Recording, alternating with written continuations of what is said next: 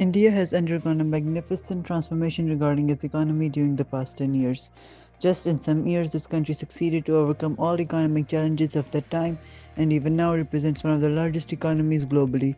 However, the way forward was not a smooth process in India's story since numerous difficulties have accompanied the path towards success and yet continue threatening its economy at present. You know how India achieved this economic status, we need to understand the history of the Indian economy. Immediately after gaining independence in 1947, the government of India adopted for the policy of self-reliance. The Indian economy was largely an agricultural one and the process of industrialization was slow and inadequate.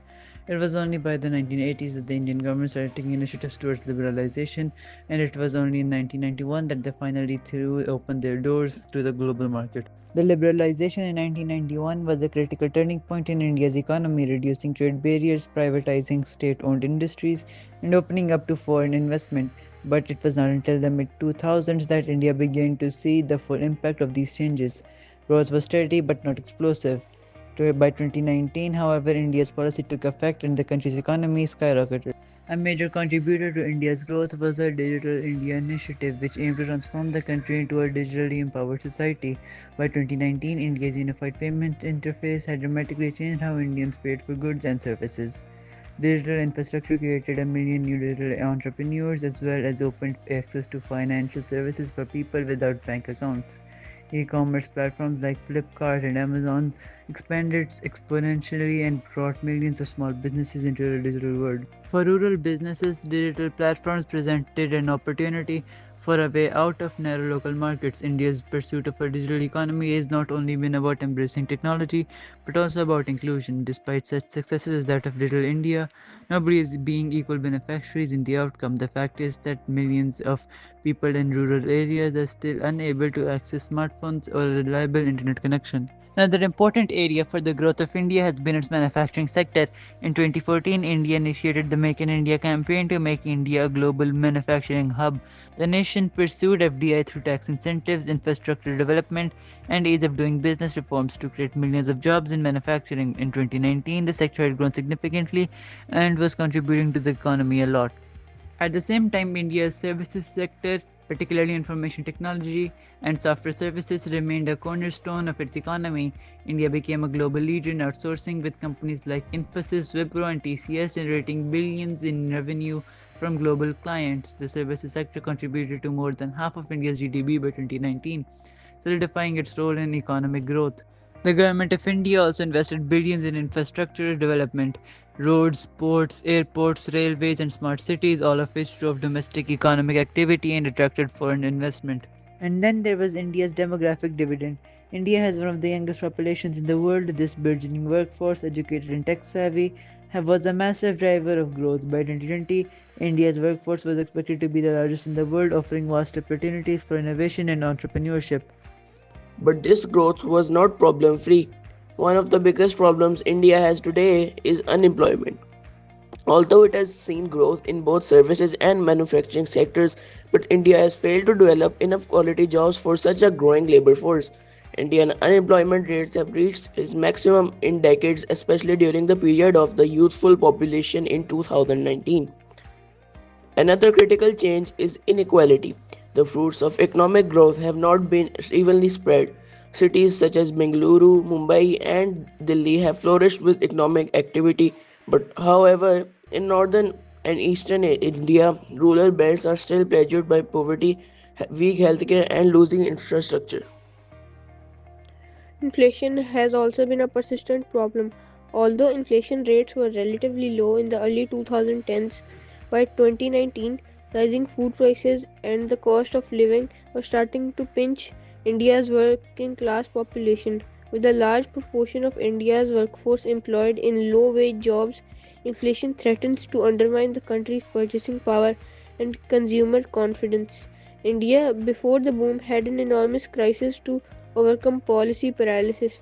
The challenge manifested during the early 2010s when bureaucratic inefficiencies, political indecision, and extensive corruption slowed down investments, stalled infrastructure projects, restricted growth, investor confidence dented, and growth rates plummeted. One of the most significant turning points for the government was the push on structural reforms. The good and services tax streamlined this very complex tax systems, whereas the insolvency and bankruptcy code helped resolve the bad loans and made business recovery easier. These helped to regain investor confidence and pave the way for economic stability. For unemployment, India's solution was to invest in skills development and entrepreneurship. Programs like Skill India trained millions in trades and technologies. The startups supported by government initiatives like Startup India offered young people opportunities to innovate and create their own jobs. India addressed inequality by targeted investments in rural development. The PM Gram Sadak Yojana invested in the roads that connect villages to market. The Ayushman Bharat expanded healthcare coverage to millions of Indians. The development of renewable energy, including solar farms, provided electricity to remote places and thus improved productivity and quality of life. To control inflation, India's central bank adopted tight monetary policies, and the government streamlined food supply chains and reduced middlemen in agriculture. This helped stabilize prices and increase farmers' incomes, which is the root cause of food inflation. So, what can Pakistan learn from India's experience? There are lessons in both India's successes and its struggles. Let's break down a few of them. The potential benefits of focusing on digital infrastructure in Pakistan are tremendous. The country has an increasingly mobile and connected population that can leapfrog the traditional banking systems and become a cashless, more digital economy. E commerce will likely be a major driver of growth, providing small businesses with a platform to reach wider markets.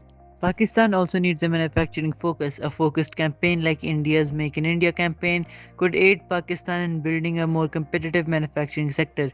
More improved infrastructure, reduction in bureaucratic hurdles, and inviting foreign investment will be necessary steps in this regard.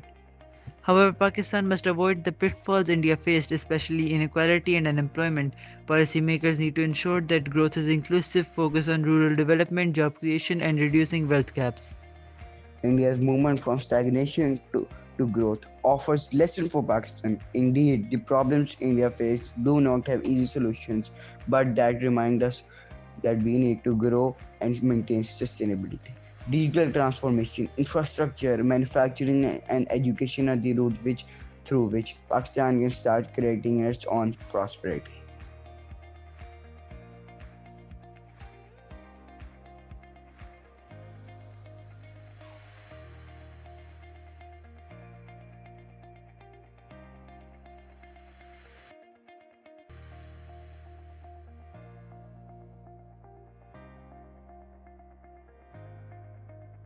First of all, the things that you need to know is why India's economy has boomed so much over the last 5 years. So the main reasons for that don't go back 5 years; they go back 20 years. They have been working on this for almost 2 decades. Only in the last 4 5 years that we have started to see their results. The most growth that India has experienced is in its service industry, in particular the IT industry. Unlike China, whose growth was built on the pillars of manufacturing industry, India's growth is built on service industry.